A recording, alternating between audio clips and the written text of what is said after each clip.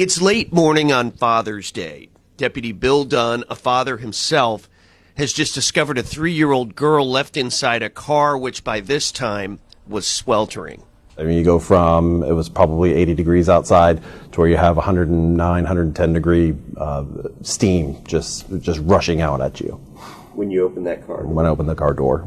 Sadly, I didn't think that she was alive when I got to her. I felt for a pulse. I didn't feel a pulse. He rushed the child to his cruiser and turned on the air conditioning. Faint signs of life started to return. Once the cold air hit her, that's when I started noticing her eyes kind of fluttering.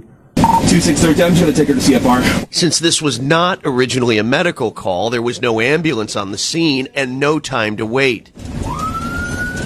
Dunn took off for the hospital with the little girl lying next to him, encouraging her back to consciousness. It's okay, baby. Talk to me. You're okay. I remember one thing distinctively was my hand on her chest and feeling her heart racing. It was beating real fast. But that was a good thing. Absolutely. She got a heartbeat. At the hospital trauma room, the medical team was ready and waiting.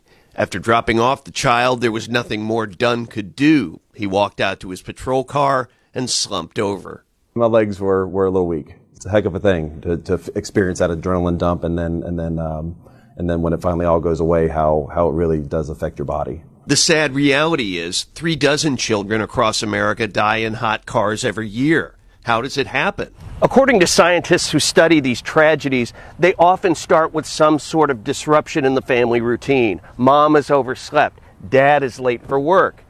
In their minds, they think that the child is safe at home or at daycare, but the reality is something far worse. I know many people who have seen these stories across the media that have played out and have made the determination to actually take their cell phone or their purse or their wallet and put it back there where the child's safety seat is. If you get into the habit of checking the car and looking at that, then it becomes routine. 3 days later, this little girl was out of the hospital, and Deputy Dunn had a chance to meet her.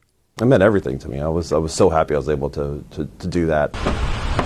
Now, weeks later, Dunn sees this episode as the worst of what he has to face on the job, becoming the best. Sometimes we're able to have a moment like this that makes it all worthwhile.